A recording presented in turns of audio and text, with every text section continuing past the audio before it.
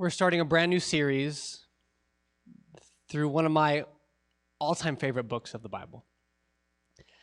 So just, I guess, to spoil it, to let you know, because we're going to be dwelling here for the next 4 weeks. If you have your Bibles, grab them, open them up to the Old Testament, and open them up to a small book kind of in the middle of the Old Testament called the book of Ruth. Ruth has always been a book of the Bible that I think it's one of the most beautiful, powerful. To me, it's a really cinematic work of, like, it's a theological art piece.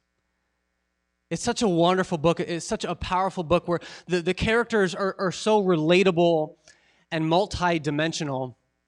And for years now, I've wanted to go through a series on the book of Ruth. Just kind of year after year, it just didn't work out. Or God was like, "Nah, I need to do this instead." But just kind of a little bit of this week, a little bit of last week, I just like, no, clearly, this year is so pertinent, or this book is so pertinent to the year, so timely for the year that we have had. And so I'm so excited to start this series. I'm calling it "Love Never Quits." As again, we walk through the book of Ruth for the next 4 weeks.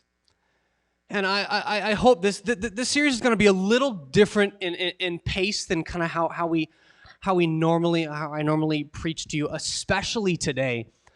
Today, what we're really going to do is we're gonna read and we're gonna talk, and then we'll read some more, and then we'll talk some more. And I really won't have any like, okay, here's my application for you until the very end of this message. But I hope that you listen in, and I hope that you really fall in love with the people in this story. That these characters, again, feel very relatable to you. What they say and what they experience, I hope it feels very familiar. Because this book invites us to really chew on, to dwell on some of life's most important questions. It invites us to think about this very important question: why is there suffering in this world? And where is God in my pain? Where is God in my suffering? How is God involved in my life and in the decisions that I make every day? Is he involved in all? And how I live and how I pray, and again, and what decisions I make? Or I think another thing that you see here is God involved? Like, does he have a plan for me?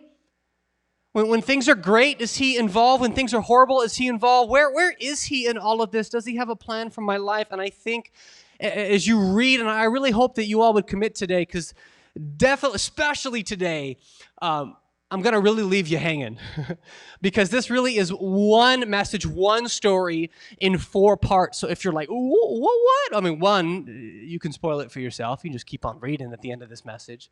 But I do hope you'll stay for the next 4 weeks and say, I want to really discover God through the book of Ruth. Because it's really interesting. This book doesn't, the characters mention God, but in the scriptures, it doesn't specifically mention God. So I think it's a very interesting book to read and to see how the characters are trying their best to do what all of us are doing. They're trying their best to follow God one step at a time. But even though, one, it's a book in the Old Testament, and it's a book that doesn't expressly mention God's interacting with these characters, I believe this book is one of the most beautiful stories of the gospel of Jesus Christ that we have in our Bible. So again, today, today I'm just calling this chapter 1 death. Chipper, ain't it? Again, you'll read in chapter 1. This is a heavy beginning to a book, and I really appreciate it because it isn't a story of like, hey, all these people followed Jesus and everything was great and everything was fantastic and they became millionaires and they never got sick and they never dealt with suffering and they all lived happily ever after. That is not the story we're about to read. So strap in a bit. And if you're like, man, that was kind of depressing, just be here next Sunday as we see God work. It gets better. So let's go ahead and begin. Again, this will be the book of Ruth. That's where we'll be. And really follow along. You can follow along on the screen or follow along on your apps or on your Bibles. Because again, today we're going to read and talk. And at the very end, I really just have one question for you. And then we'll close in prayer and we'll transition to a time of worship. So you guys ready to begin this book with me? You guys look a little nervous. Like, you said it was about death. Like, should I read this? Can't I go to something better? So let's go ahead and begin this morning again. Ruth chapter 1, beginning right at verse 1. It says this. In the days when the judges ruled, there was a famine in the land. And a man of Bethlehem in Judah went to sojourn in the country of Moab, he and his wife and his 2 sons. So there's a lot to unpack just right there in this very first verse. Again, like I told you, we're going to read, we're going to talk, we're going to read, we're going to talk. So it says this was in the time of the judges. So during kind of the Old Testament for the people of God, the Israelites, the time of the judges was a season of rebellion and political unrest. The people of God had rebelled against him. They were tired of following him. They were tired of listening to him. And they continually said, we are tired of having a divine king. We want an earthly king. We're tired of following you. We're tired of trusting you. Give us a physical earthly king to judge and to rule over us. And God said, okay, have it your way. And so what happens is during the time of the judges, they kind of have king after king, judge after judge, and it's nuts. You can go ahead and read it. Like, there's a judge that's appointed and then murdered, and then the guy that murdered him goes in charge, and then, of course, he's murdered. It's like a literal like Game of Thrones in the Bible here. And so what happens is they kind of go through this season of rebellion and then judgment, and so then they repent, and then God blesses them, and then they rebel, and then there's judgment, and it just keeps on going for many, many years. So I want you to make sure your heart and your mind is in the right setting. That the people of God, they've rebelled against him, and they've looked to human beings to say, I think they will solve all of our problems. I'm realizing how pertinent this is, but I didn't really realize it until just now, right? They've said, we're tired of listening to you, God. We want someone else. And so, again, this is a time of rebellion. This is a time of heartache. And then what we read is that over Judah, for the Israelites, they're experiencing a famine. So not only is there spiritual rebellion and unrest, now there is economic turmoil. And people are dying. And people are frustrated. And of course, because of that, this isn't right here in this first verse, but people are then mad at God. How dare you send a famine? And God's saying, no, you don't understand. If you turn to me, I'll bless your land, but this was your own doing because of your rebellion. Because you look to other things instead of me. And so, again, we meet this family that was from the people of God, from Israel, and during a time of, again, political and economic unrest, they say, we're done living here. We're tired of Judah. We're tired of Bethlehem. And I hope like everyone's ears should perk a little bit. Like, what did they just say, Bethlehem? A little bit of foreshadowing, yes? They say, we're done. So what they do is they take a little vacation to the land of Moab. And again, a lot to unpack, like I promised you. We're going to talk and read and talk and read. If you can go ahead and Google this later. You can read this. So the Moabites from the land of Moab, they did not worship the God of the Bible.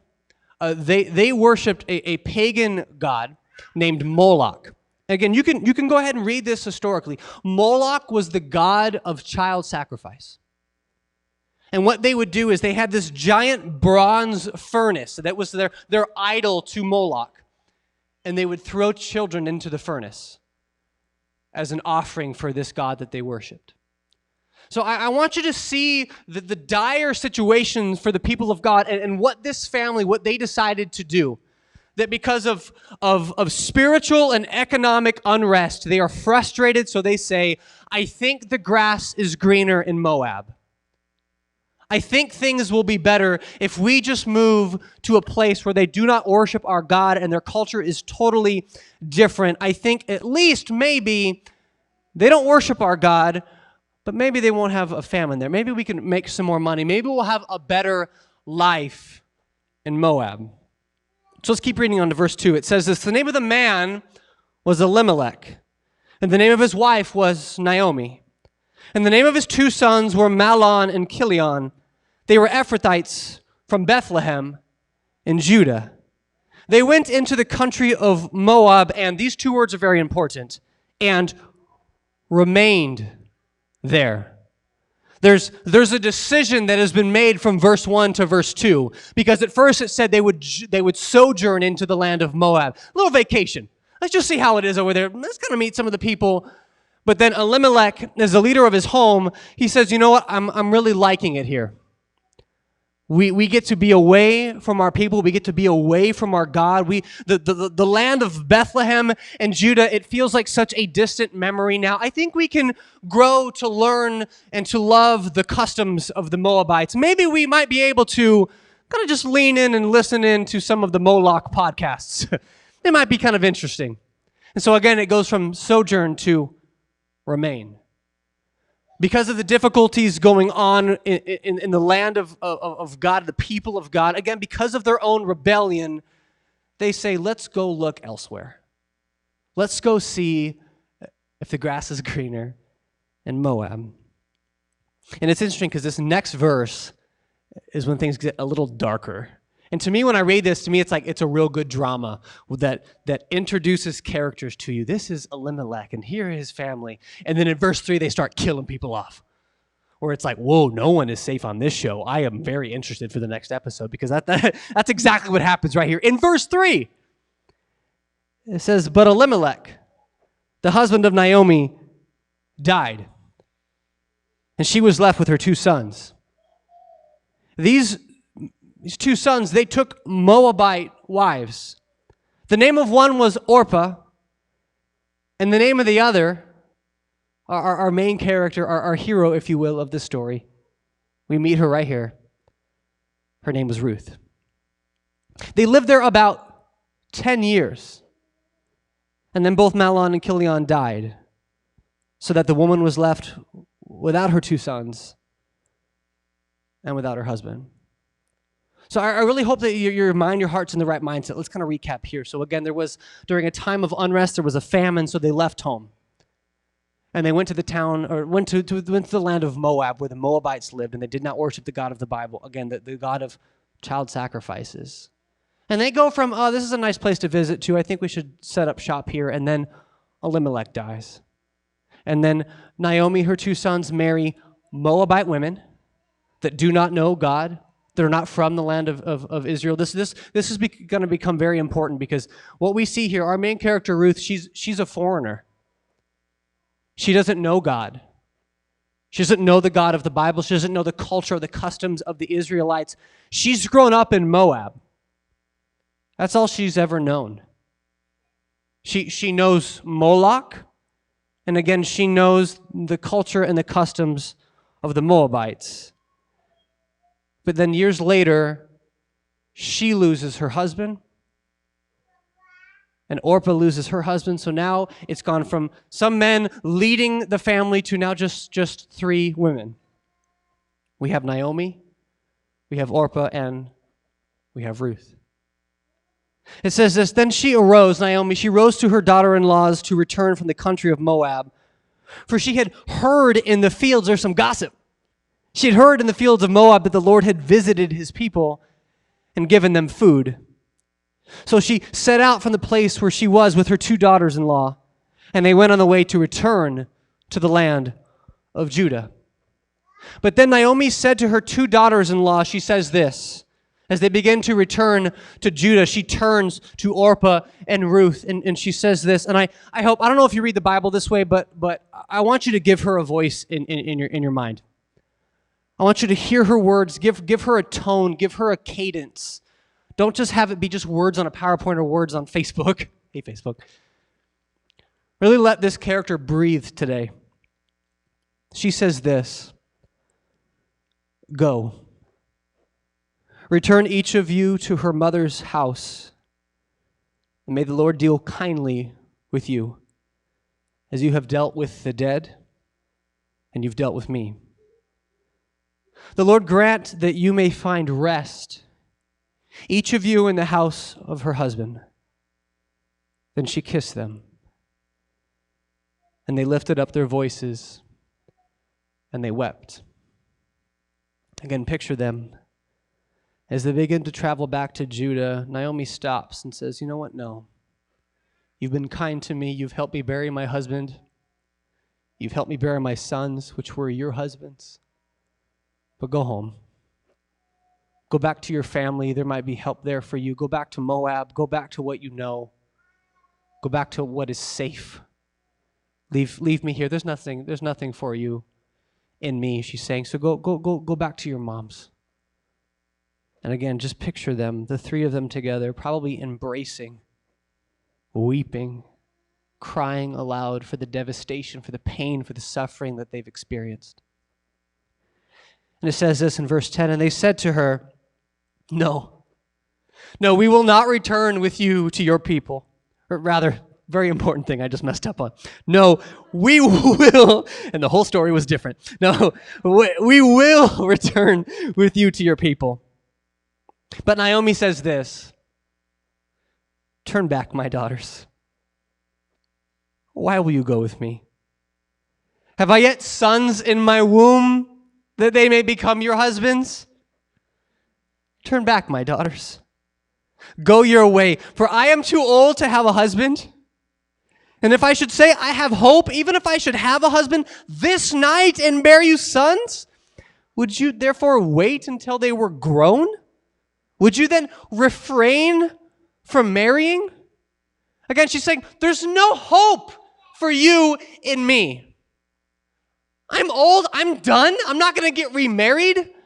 And what, are you gonna wait and somehow wait that I might have another husband for you? She's saying, no, go. She says it multiple times. Turn back, go back to Moab. And then right here in this next verse, in verse 13, you see why. You hear the state of her heart. You hear, it's like she's tried so hard, but her emotions now have completely taken over, and now she looks at her two daughters-in-law and she says this, no, my daughters, no. For it is exceedingly bitter to me for your sakes that the hand of the Lord has gone out against me. I want you to live in this moment. I think for many of us, this feels very familiar. Naomi right here, she has left years ago. She left her home. She's lost her husband. She's lost her sons. She feels cursed. She's angry at God. She's like, no, please go back. And as they insist, all of a sudden she goes, no.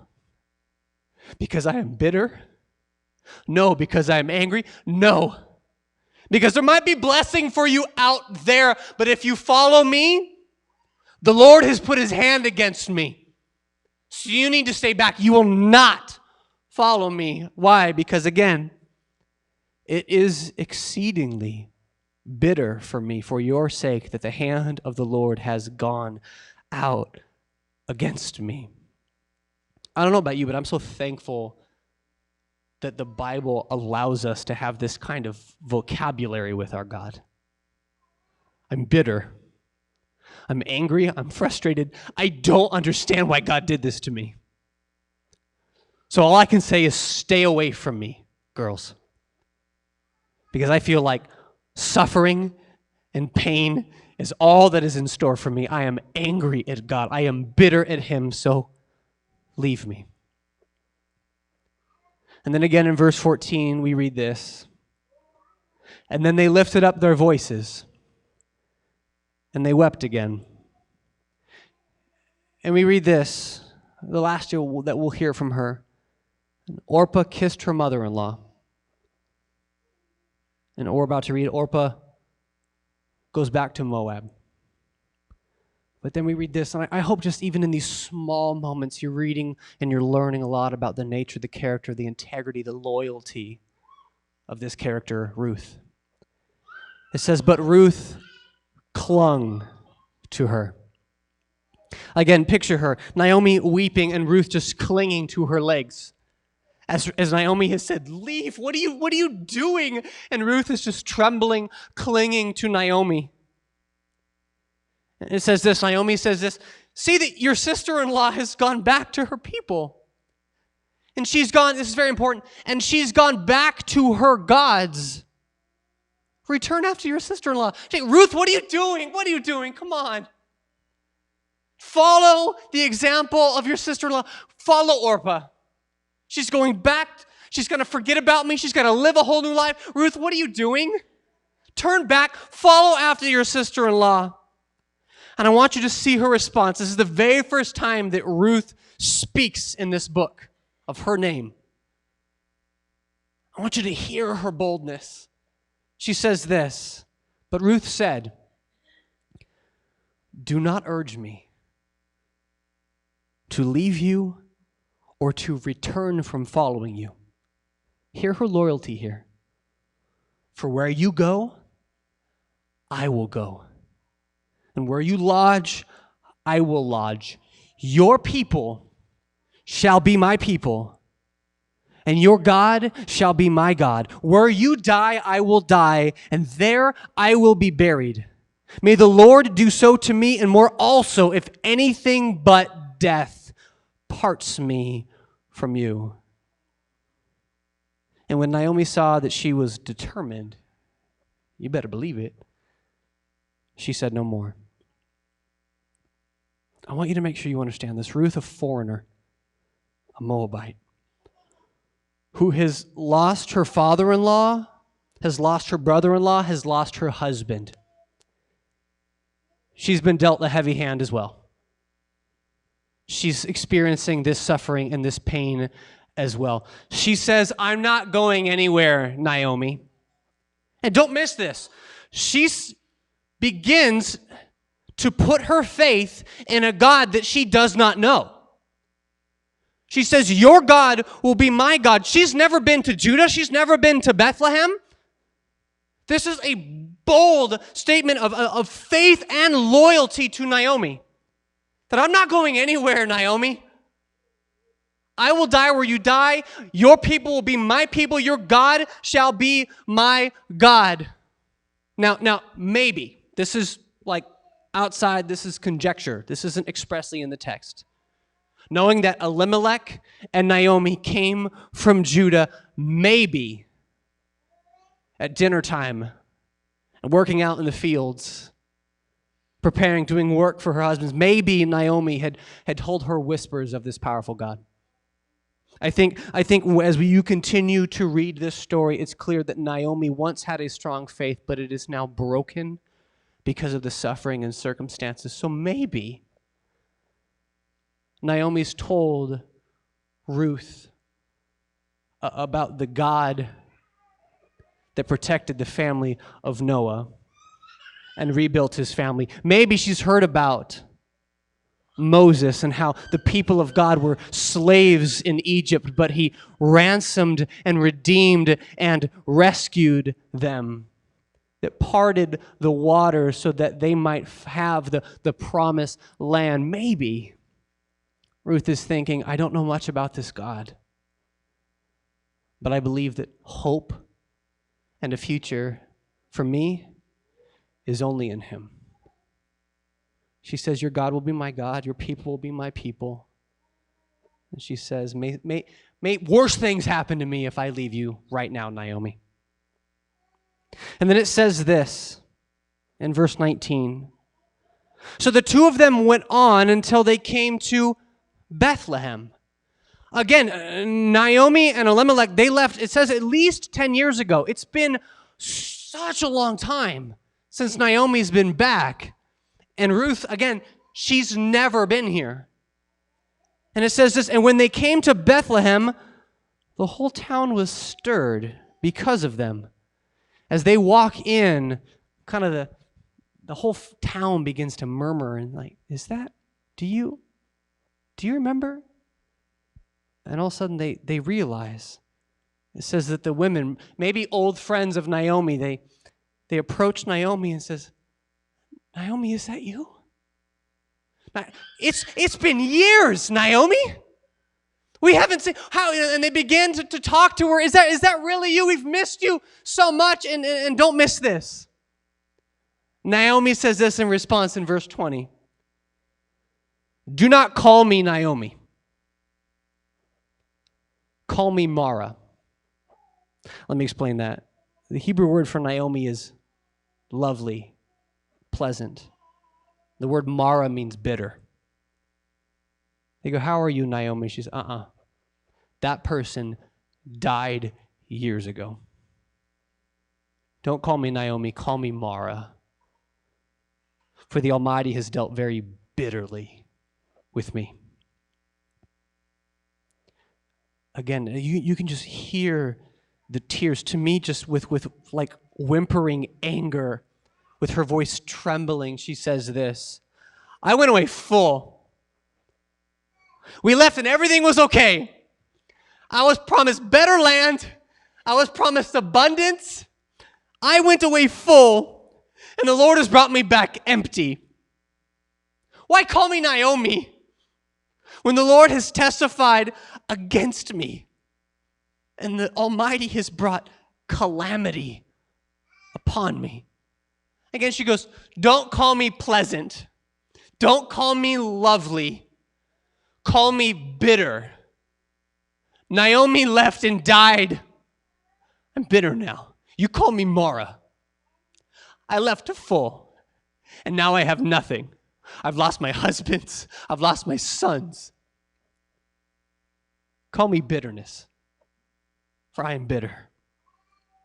And then it says this, and this is where we'll stop today, in verse 22. And just to kind of lean into where God will take us next Sunday, it says this. You hear a little cameo of hope here at the very end. It says, so Naomi returned, and Ruth the Moabite, her daughter-in-law, with her, who returned from the country of Moab. And they came to Bethlehem, and here it is, at the beginning of barley harvest. At the beginning of what God is about to do in the life of Ruth and the life of Naomi. You will see how love never quits.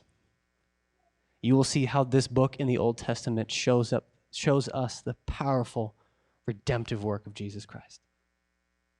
So I told you I have a question. Again, this is where I want to stop us today, because I kind of want us to live in chapter 1 here for a little bit. Because my question that I know you've all been familiar with this year is this. How will you respond to suffering? How will you respond when you wake up, or you start a month, or you start a week, or you start a year? Maybe you started January 1st feeling full. But if you're honest right now, you feel empty. You feel frustrated. You feel broken. You feel bitter. How will you respond to suffering? Because in what we just read, we see 4 responses to suffering and hardship. We see how Elimelech responded. We see how ORPAH responds. We see how Naomi responds. I totally messed up those fingers. And number 4, we see how Ruth responds. So let's go ahead and think about this. Again, at the very beginning, when there was a famine in the land, Elimelech said, let's go to Moab instead. And what Elimelech does is he essentially says, I will run away from my hardship. Instead of staying in Judah and staying in Bethlehem and saying, what can I do to help my people? What can I do to strengthen and intercede? How can I give? What can I do to help God's people during this time of great famine, where none of us are doing good? All of us are frustrated. What can I do? Instead of staying to prayerfully help with courage and faith, he says, I'm gone. We'll come back when things are better. He was willing to leave his people and leave his God because of hardship. He says, I want to run away from every pain, from every struggle, from every obstacle. And listen, I've done that before. I think we all have. It never ends well. You cannot outrun suffering. You cannot outrun hardship. You always think the grass is greener. It never is, friends. Elimelech says, I'm just going to try and run away from this hardship. I think what ORPAH says, and again, this is really reading into that interaction. I think ORPAH just goes back to what she knows. I think she essentially says, I'm going to return to what will numb my suffering. I think what we see in Orpah, instead of trusting in God, instead of following Naomi and Ruth, again, it says, go back to your old ways and go back to your old gods. Orpah doesn't really want to deal with her pain. She just wants to cope with her pain. And she'll go, whether, again, just to preach, this obviously isn't in the text, whether it's people or relationships or addictions or substances, she just wants the pain to be numbed. She doesn't want it healed. She just wants to be able to ignore her pain, even if it's just for a season. She goes back to Moloch. She goes back to the God of child sacrifice, and she goes, I think that will solve my pain. I hope you read or hope you realize that should sound a little familiar for many of us. We're in this year when things have been very tough. Instead of getting real help, real healing, we'll just do what numbs it for a moment or so. Again, I mean, you just name the list. You just go to whatever will help you ignore that pain, even if the pain is worse in the morning. I don't want help. I just want to cope. And then again, Naomi, what she sees, you saw it. She essentially says, I will become my bitterness, to the point where she changes her name for a chapter. Spoiler alert, for a chapter. She says, no. Lovely, pleasant, not anymore. I am bitterness. Oh, that better preach. I will become my anger. I will become my bitterness. Many of you, you can call me divorce. You can call me job loss. You can call me debt. No, call me cancer. Call me death of a loved one. Call me sickness that was never healed. I want nothing to do with God anymore. I'm just going to become my bitterness. I'm done with him. Don't call me pleasant. Don't call me lovely. She embodies her bitterness. I will become this. I'm so angry. I'm so frustrated. I feel so alone. I just want to stew in this. I don't want help right now. And listen, like, that, we've all been there.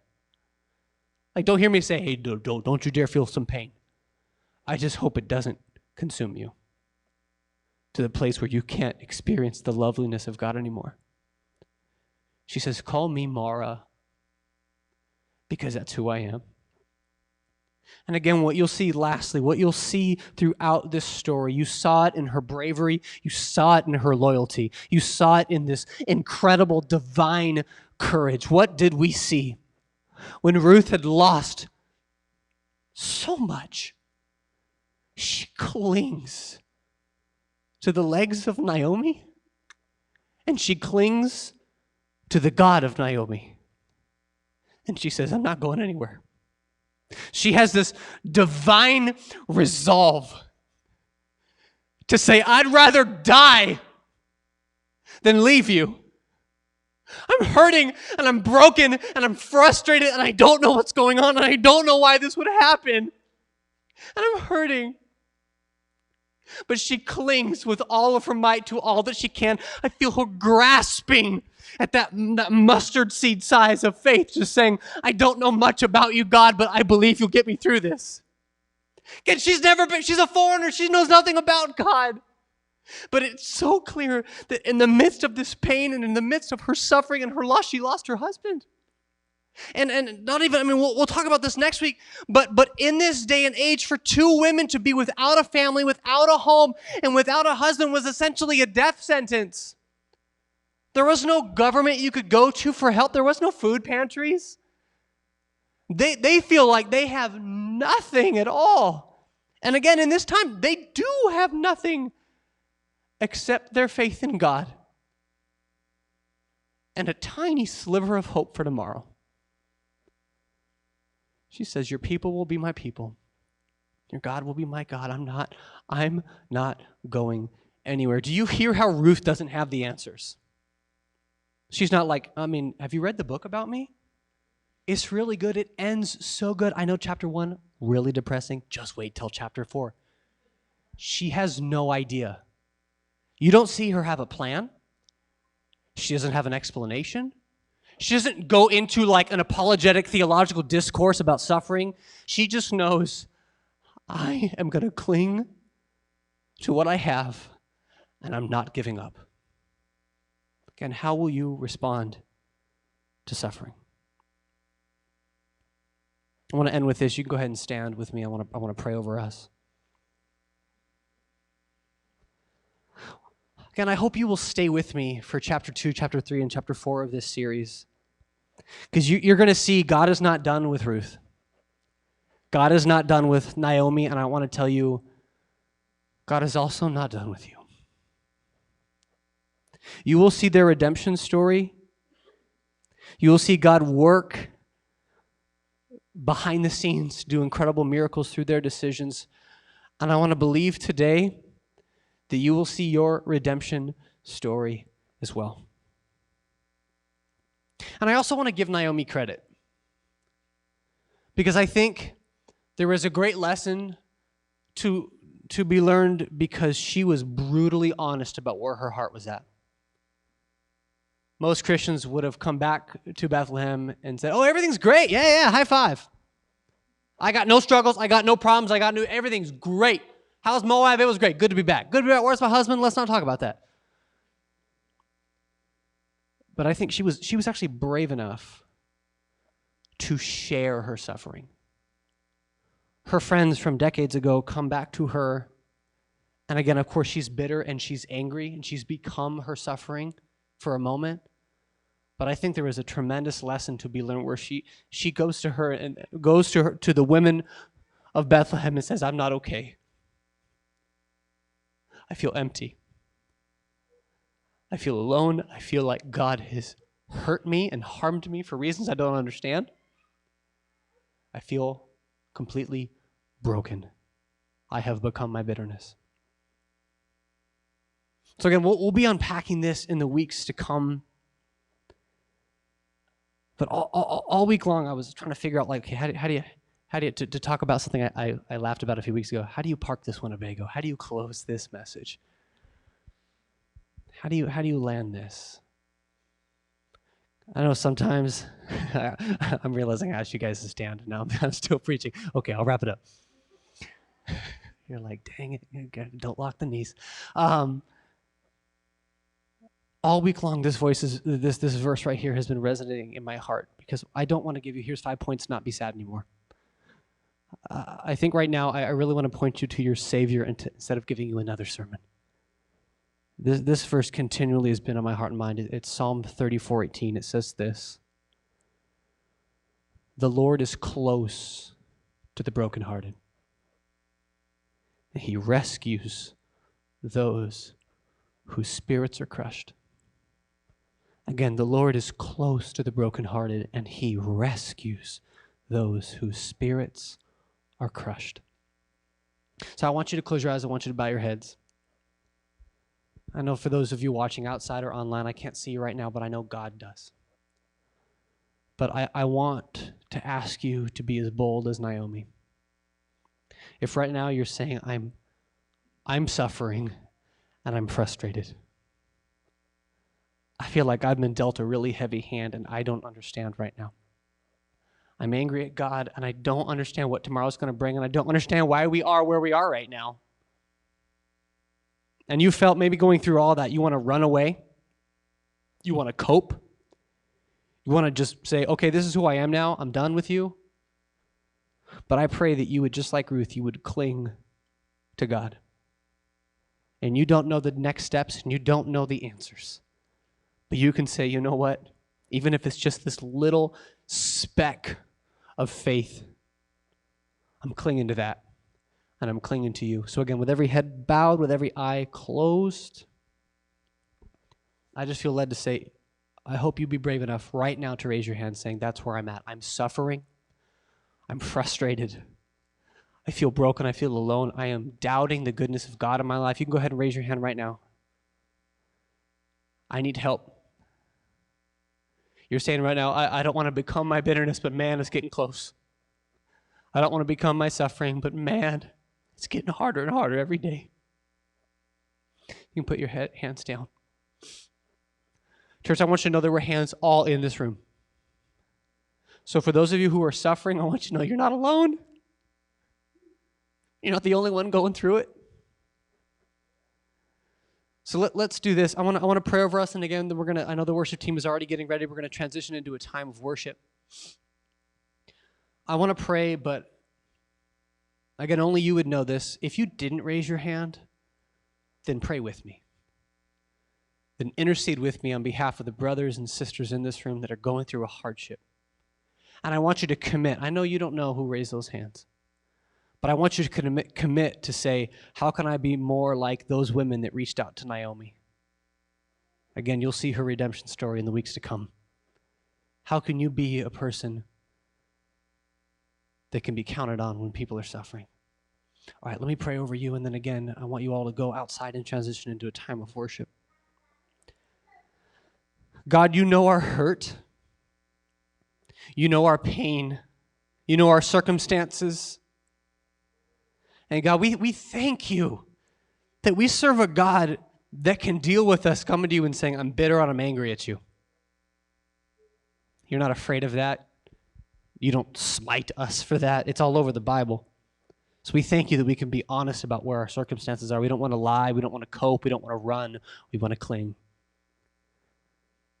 So God, I pray absolutely with everything, whether it's physical, relational, whether it's spiritual or it's financial, God, I pray that those needs would be met, that you would bring favor and blessing to our situations, that we would find hope and we would find freedom and we would feel the weight of everything lessen and lessen as we trust you all the more. I pray for supernatural healing over your people today.